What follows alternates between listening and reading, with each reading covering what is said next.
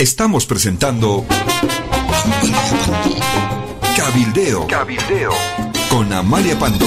Muy buenos días, Cabildeo, un gusto estar nuevamente con ustedes. Elecciones en Venezuela, por lo menos en la forma, elecciones de contenido, una farsa para mantener el régimen y a Nicolás Maduro en el poder. La pregunta que me hago, una reflexión para que usted también piense un poquito sobre esto y las perspectivas de nuestro país. ¿Será que ese será nuestro destino después de las elecciones del próximo 2019? Habrán elecciones y Evo Morales, al igual que Nicolás Maduro, saldrá con un resultado por encima del 60%. En las elecciones de Venezuela hubo un fenómeno muy grande que se llama abstención. Más del 50% de los habilitados para votar no votaron. Fue una consigna de la oposición no votar. La idea de la oposición era dejar a Nicolás Maduro solo con su fraude electoral, con su farsa electoral, pero un sector de la oposición, con Falcón, un ex militar vinculado al partido de Maduro, que rompió con Maduro, sale de la oposición y se presta para legitimar esa elección. Igual no se legitimó porque 14 países, el grupo llamado de Lima, decidió desconocer esos resultados. Ya lo había anticipado antes de las elecciones, porque no había ninguna condición democrática para realizar una elección. Elecciones democráticas se presentan cuando los contrincantes tienen más o menos similares condiciones: acceso a los medios de comunicación, recursos, en fin. Pero en este caso tenemos a los dirigentes de la oposición o presos o inhabilitados, presos políticos, represión, ningún acceso a los medios de comunicación, etcétera, etcétera, etcétera. Es decir, todas las garantías para que el cabellito del corregidor, que es el mismo corregidor, gane las elecciones. Y una de las claves en cualquier elección para que éstas sean democráticas, imparciales, es la composición del tribunal electoral. Si el tribunal o corte electoral son todos militantes del partido de gobierno, ¿qué puede usted esperar de esos resultados? ¿Será que eso no va a pasar? ¿Que es inevitable la repostulación de Evo Morales e inevitable el triunfo de Evo Morales? Veamos condiciones. A ver, Venezuela ha llegado a esta situación porque hubo una derrota política a los venezolanos que salieron a las calles el 2017, más de 200 muertos, la gran mayoría jóvenes universitarios que salieron a resistir al régimen, y junto con las sepulturas de estos jóvenes se sepultó la posibilidad de derrotar en las calles a Maduro, por lo menos en la coyuntura. Fruto de esa derrota, implantaron una asamblea constituyente, que es la derrota a la democracia. Se pisoteó el voto universal. La mitad de la asamblea constituyente está formada por dirigentes de organizaciones sociales vinculadas al régimen, que no las ha elegido nadie. El éxodo es parte de esa derrota. 4 millones de venezolanos que se han tenido que ir de su país, de su casa, de su escuela, porque quieren salvarse del hambre. Los que se han ido, pues en su mayoría son opositores, son pueblo que no aguanta más y que quiere salvar el pellejo o la vida de sus hijos. 1,5 millones que ha salido desde el 2017. El éxodo es parte de esa derrota. Hay una catástrofe económica, junto con los 200 jóvenes muertos. También se entierra la joya petrolera de Venezuela y de nuestra región, que se llama PDVSA. En fin, es una catástrofe. La pregunta es: ¿por qué Maduro quiere quedarse en medio de esta catástrofe, donde todo es un desastre? Bueno, quieren salvar la nueva rosca, porque el día que aflojen estarán todos en prisión. el pueblo no les va a perdonar, pero además de salvar la nueva rosca, sus negociados, la corrupción, sus vínculos con el narcotráfico, quieren salvar a Cuba. Ideológicamente esa es la meta. ¿Cómo será esto cierto que en medio de la catástrofe el régimen de Maduro le compra a Cuba petróleo de otros países y se los manda directamente a Cuba? Porque esa es la razón de ser de la lógica, de la ideología de Maduro. No importa Venezuela. Maduro supuestamente ha sido reelecto por 6 años, reelecto con 67% del 50% que votó. Quiere decir que Maduro tiene un 30% de rehenes porque es con carnet patria, es decir, comida a cambio de votos. O te mueres o votas por Maduro, a ver si me llega la bolsita de 17 alimentos. Mejor garantizo, yo que no me voy a ir, yo que me voy a quedar, garantizaré mi bolsita con 17 alimentos. Es muy posible que estén controlando mi voto y entonces votan por Maduro. Amén del fraude que con seguridad estaba montado por Silas Moscas. 30% es más o menos lo que tiene Evo Morales también en el país. Es más o menos lo que le queda a Evo Morales. ¿Tendremos este destino? Creo que no, que la situación en Bolivia no es comparable a la de Venezuela. Primero, creo que desde el 21 de febrero del 2016, el pueblo de Bolivia va de victoria en victoria y el régimen de derrota en derrota. Después de haber ganado el referéndum en el que Bolivia le dijo no a la reelección de Evo Morales, vinieron las judiciales, el voto nulo y blanco fue del 70%, ratificando que al régimen solo le queda un 30% y todos los días va perdiendo algún otro sector. Quedaron en evidencia las maniobras judiciales para la reelección, la vergüenza de cómo los jueces son funcionarios sobornados por el régimen.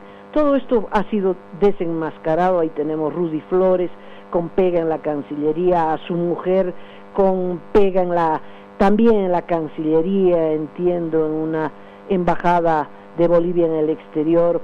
Pero al pueblo le queda absolutamente claro la existencia de una nueva rosca sumamente alejada del discurso inicial. El ahora es cuando es para robar, ahora es cuando tenemos que robar. A nadie le gusta quedarse sin democracia, y menos que usen su dinero para enriquecer a una nueva rosca. El último piso del edificio presidencial tendrá que llamarse Qatar. Una investigación impecable del periodista Raúl Peñaranda pues ha demostrado que ese último piso está destinado a los lujos y a los placeres del presidente Evo Morales. 1068 metros cuadrados a su disposición, con 2 saunas, jacuzzi, sala de masajes. Hágame el favor, esto parece, ¿no? Estos príncipes orientales. Kim Jong-un en Corea del Norte también vive así, ¿no? Socialismo para el pueblo, pero para él los gustos asiáticos. Bueno, finalmente Kim Jong-un es asiático, Evo Morales no. Y ambos pues en el pedestal sobre la mayoría de un pueblo hambriento y desesperado, pero a diferencia de Corea del Norte, el pueblo de Bolivia no está sometido. Y esa es la gran diferencia. Por eso creo que en las elecciones del 2019 y antes, ¿verdad?, habrán muchas batallas que realizar, habrán muchas movilizaciones que emprender. Creo que todos los 21 a partir de ahora tienen que ser jornadas de movilización para no permitir la reelección de Evo Morales. Tenemos que hacer todo lo posible porque tenemos que luchar con esta nueva casta, esta nueva rosca que se ha encaramado en el país para beneficio propio, encaramada sobre la base de la corrupción, succionando, ¿no?, en el yugular de nuestra nación para engordar a su propia casta, que es una casta como toda, minoritaria, privilegiada y parasitaria. Yo creo que a diferencia de Venezuela tenemos todas las condiciones para dar una batalla victoriosa, ya sea para impedir la reelección de Evo Morales, y si hay que ir el 19 a enfrentarlo a Evo Morales, hay que enfrentarle y ganarle a través de la movilización de 6 millones de electores que somos en Bolivia. Pero no solamente es contra esta indignación de usar nuestra plata para vivir como los príncipes musulmanes, ¿verdad? No solamente es la indignación de la corrupción hasta en las pequeñas cosas. Abro un paréntesis y vuelvo al tema de la competencia deportiva sudamericana que se va a inaugurar de acá a poco, y que se va a prender una TEA, y usted verá la TEA, la verá en la televisión y dirá, es la TEA de la corrupción.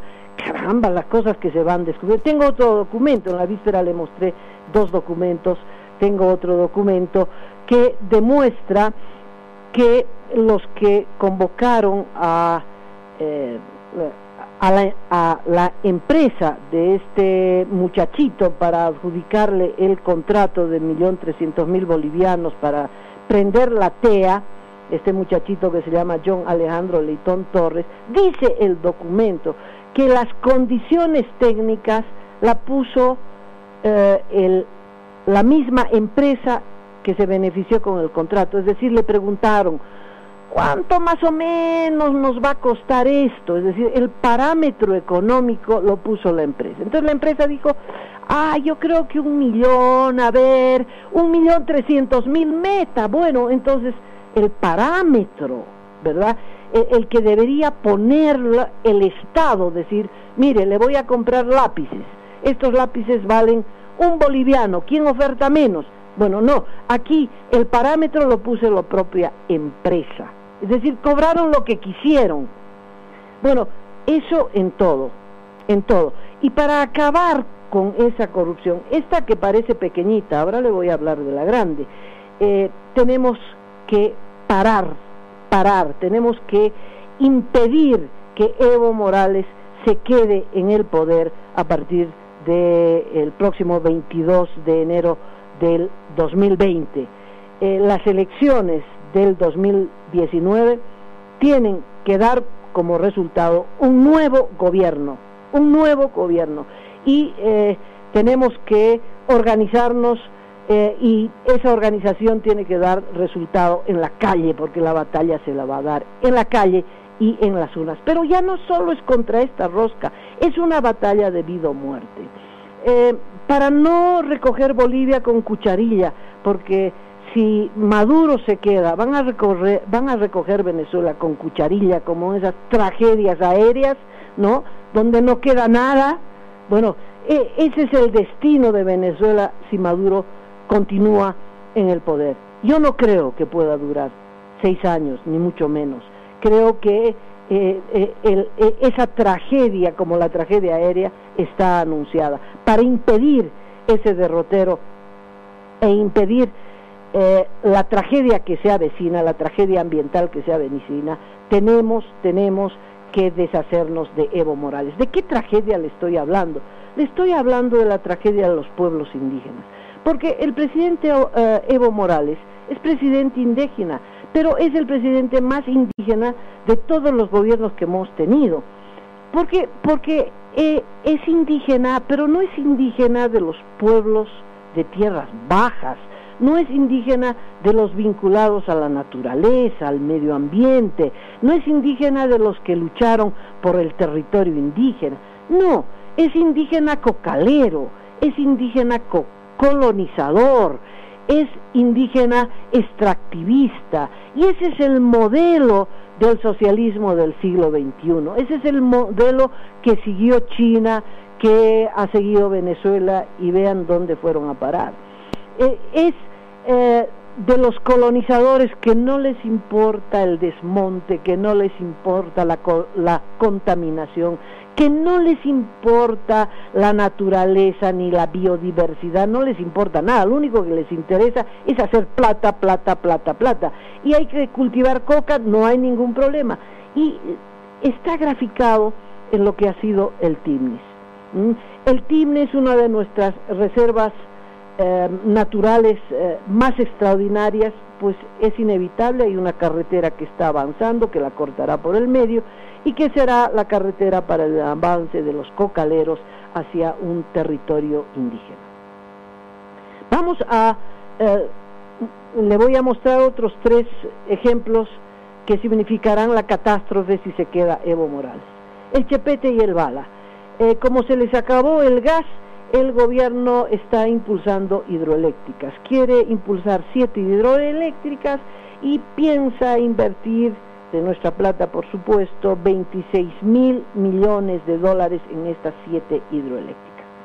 El Chepete y el Bala, en el norte de La Paz, frontera con el departamento del Beni, van a inundar 40,000 hectáreas.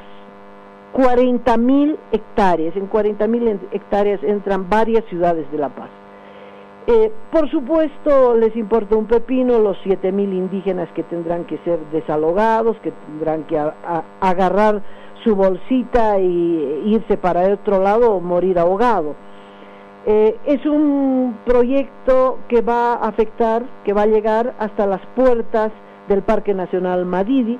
Los científicos en estas últimas horas han determinado que la mayor diversidad del planeta Tierra está en el Parque Nacional Madidi, y piensan, ¿no?, llevar la inundación y el desastre ecológico a las puertas del Madidi. Además hay una carretera que va hacia el norte, que es una carretera para que ingresen los motosierristas y talen árboles, y talen árboles, y talen árboles, etcétera, etcétera. Es decir, la catástrofe que va a implicar, porque son 2 presas, una en el Chepete y otra en el Bala, va a significar una catástrofe para el departamento de La Paz, para Bolivia entero. Pero además va a ser un fracaso económico.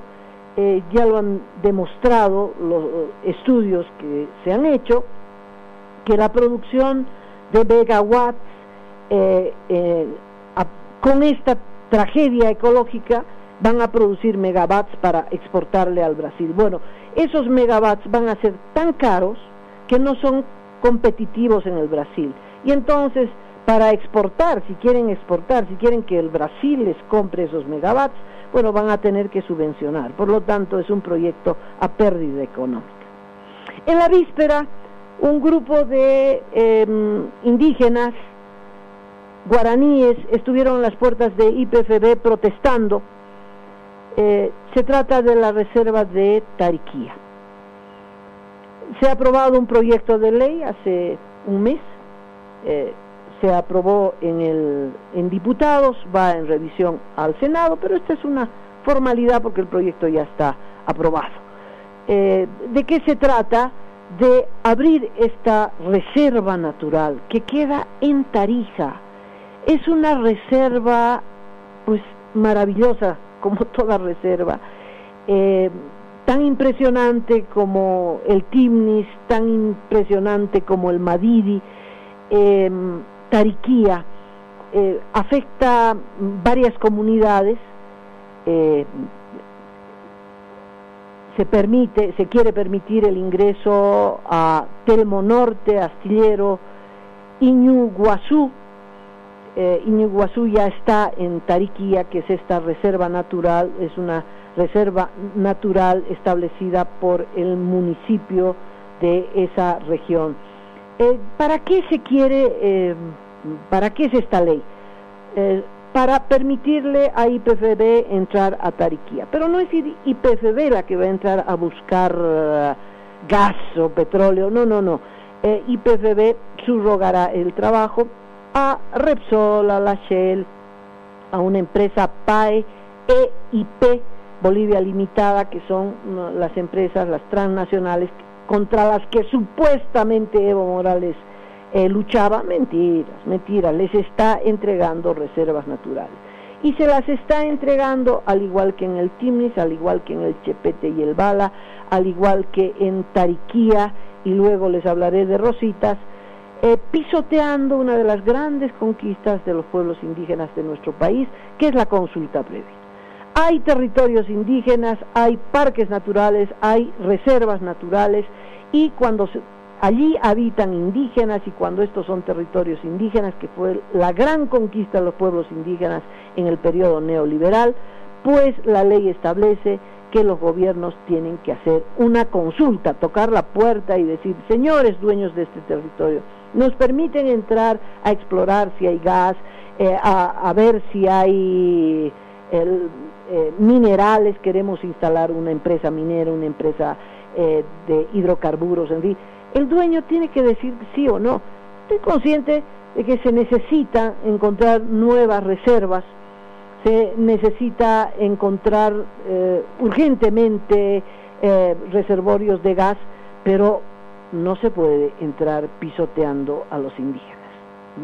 ¿Por qué lo hace Evo Morales siendo indígena? Porque es colonizador, es un indígena colonizador, es extractivista, no tiene nada que ver con los pueblos indígenas, y entonces ha decidido no preguntar nada a nadie, y si les tiene que dar palo, les dará palo, y entrará con gases, y si hay que matar, no tiene ningún problema.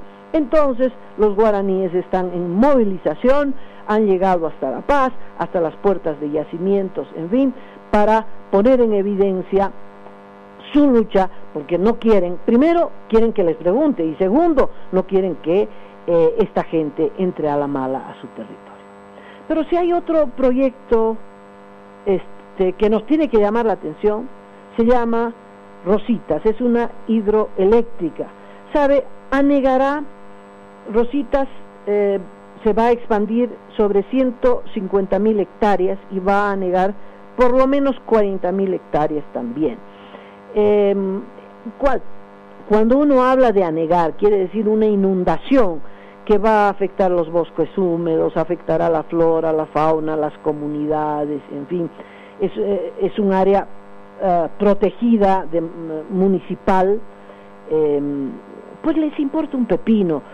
Piensan producir 400 megawatts, para producir estos 400 megawatts van a invertir 1.000 millones, ¿no?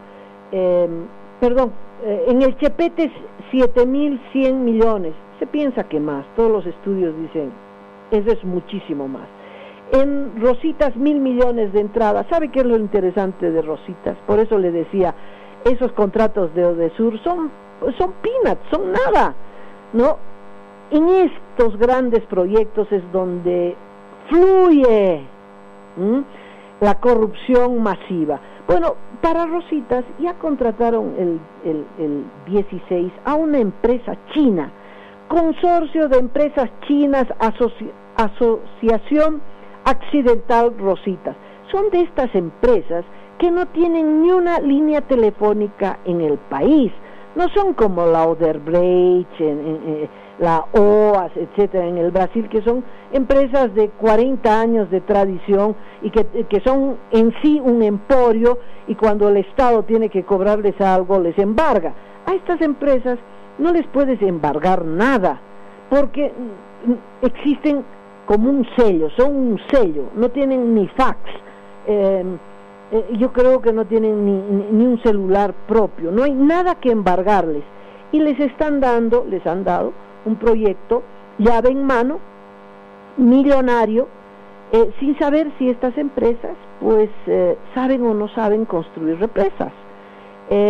Estamos viendo que la CAMC en Misicuni no sabe construir empresas, y que las presas, las represas y las hidroeléctricas son un peligro, no tan grande como las plantas atómicas, pero casi, ¿no? ¿sabe qué es lo que llama la atención? Que es la misma metodología, ¿no? ¿Cuánto les pagan? Es la empresa la que dice cuánto les pagan, ¿no? Igual que en estos contratos de la TEA que le comenté de la competencia de Odesur, es lo propio. Cuando contrataron a esta empresa no sabían por cuánto la sabían, ya la habían contratado, no sabían por cuánto. La empresa iba a hacer un estudio final del costo, la empresa, ¿no? No saben a quién le van a vender, si producen energía eléctrica, si llegan a producirla, no saben a quién le van a vender, no hay un estudio de mercado, de costos, no hay nada. Y si hay algún daño ambiental, bueno, la empresa tendrá que prepararse para la compensación, ¿no?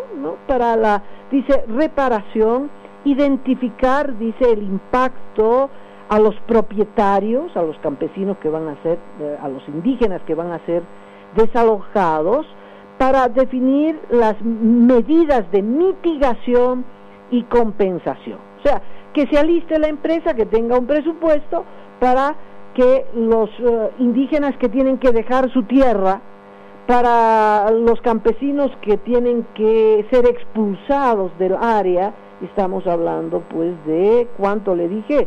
150,000 hectáreas, todos aquellos afectados tienen que irse, ¿verdad? Y que la empresa, es decir, los chinos que van a recibir toda la plata, que tengan un presupuestito para compensarlos, porque la compensación al medio ambiente, eso no tiene compensación, ni hay mitigación posible, eso que quede claro. Los de Rositas, la gente que vive en las inmediaciones de la cuenca del Río Grande, están organizados, el municipio está en pie de lucha, en fin, están lo mismo que en Tarija, en Tariquía, lo mismo que en el norte de La Paz, en el Chepete, en el Bala, lo mismo que en el Timnis, los sobrevivientes de la corrupción, porque el gobierno aprovecha la pobreza y entra para corromperlos, ofrecerles cargos, ofrecerles plata, fondo indígena, en fin, todo lo que queda, están en pie de lucha por su sobrevivencia, y la sobrevivencia de ellos, la sobrevivencia nuestra, porque además de los pueblos indígenas que serán expulsados como el éxodo venezolano, ¿no? ¿A dónde van a ir? A las periferias de las ciudades a pedir limosna. Ese es el destino de los pueblos indígenas de nuestro país, pero además de ello, el desastre ambiental. No podemos construir una nación sobre la base de un desastre ambiental. Y esta es la razón de vida o muerte por la que tenemos que impedir que Evo Morales se prolongue más allá de su actual gestión presidencial, que es el 22 de enero del 2020. Chao Evo, no te puedes quedar, porque necesitamos salvar Bolivia, porque no podemos darle a Bolivia el mismo destino que Maduro le ha dado a Venezuela. No podemos recoger nuestra patria en cucharilla, no, tenemos que salvarla, tenemos que salvar nuestras reservas naturales, nuestros parques naturales, nuestros pueblos indígenas, y tenemos que salvar a nuestros pueblos indígenas del desastre. Ya no solo es la rosca corrupta la que se beneficia, los que quieren vivir como si estuvieran en Qatar, en fin, ya no solo es eso, es la sobrevivencia de nuestros pueblos indígenas. Gracias por escucharme. Con otro reporte estaré con ustedes mañana a las 10 de la mañana, hora de Bolivia. A continuación, a propósito, Héctor, si usted me ayuda, Roxana tiene un documental de Caracol en Colombia, que lo he dejado separado de este despacho para que puedan verlo aquellos pues que quisieran visitar este sitio, pero para los amigos de la radio pues queremos presentarles, porque las hidroeléctricas pueden representar un daño, un peligro tan grande como las plantas atómicas. Hasta mañana. Hasta mañana, le decimos a nuestra directora Amalia Pando, y les ofrecemos este informe de Radio Caracol sobre la rotura de la represa. Esto es Hidroituango, uno de los proyectos más ambiciosos para la ingeniería colombiana. Miren por qué se los digo. Imagínese una persona en las bases de la mega obra, 220 metros de altura, para crear un embalse de 70 kilómetros de largo. Contendrá 2.720 millones de metros cúbicos de agua que permitirán generar 2.400 megavatios cada hora. Eso es mucha energía, tanta que alcanza para proveer de luz a Colombia y venderle a algunos países vecinos. ¿Ya ven por qué se dice que será el proyecto hidroeléctrico más grande de Colombia y uno de los más importantes de América Latina? Ahora bien, para iniciar la obra, los ingenieros tuvieron que desviar el río Cauca, que calculan los expertos moviliza 1.000 metros cúbicos de agua por segundo. Esto es como una piscina semiolímpica por segundo. Pues toda esa agua fue desviada por estos túneles que salen al otro lado de la megaconstrucción y desembocan otra vez en el río Cauca. Y para hacerlo, pusieron un muro que se llama ataguía. El agua choca contra él y se desvía hacia los túneles para seguir su cauce después de la obra. Con todo el territorio seco, empezaron la construcción que inició en 2010 y se esperaba estuviera en funcionamiento en noviembre de este año. Ya estaba todo casi listo, pero las lluvias provocaron varios derrumbes en los túneles de desviación. El más grande, que taponó por completo el acceso del agua que empezó a represarse. ¿Recuerdan la piscina olímpica? 1 por segundo. Pues el agua desbordó la taguía y empezó a llenar la presa descontroladamente. Entonces, EPM, calculando el crecimiento del cauce y para evitar que el agua sobrepasara la presa, decidió dejar entrar el agua a la casa de máquinas por las bocatomas de los túneles de captación, que son los accesos por los que debía ingresar el agua a la casa de máquinas, pero una vez estuviera en funcionamiento la hidroeléctrica. ¡Ojo! La casa de máquinas mide 23 metros de ancho por 49 metros de altura. Es como un edificio de 20 pisos. ¿Por qué fue difícil la decisión? Porque la casa de máquinas es el corazón de la central, donde se genera toda la energía, y no estaba lista. ¿Recuerdan los túneles de desviación? Ellos eran los que permitían mantener seca la caverna para ir trabajando. Al abrir las bocatomas querían evitar una avalancha, así que decidieron sacrificar los equipos y obras que no estaban listas. Las pérdidas son millonarias. Pero las lluvias no dieron tregua. La fuerza del agua generó presión y destaponó uno de los túneles de desviación. Toda el agua que empezó a entrar por el túnel, más la de las bocatomas, provocaron que el agua llegara al río como una avalancha. Por el río corren 1.000 metros cúbicos de agua. ¿Se acuerdan de la piscina? En la primera emergencia bajaron 6.000 metros, es decir, 6 veces el río Cauca. Esto provocó las inundaciones de Puerto Valdivia. La emergencia no está controlada y casi toda la infraestructura de Hidroituango está bajo el agua.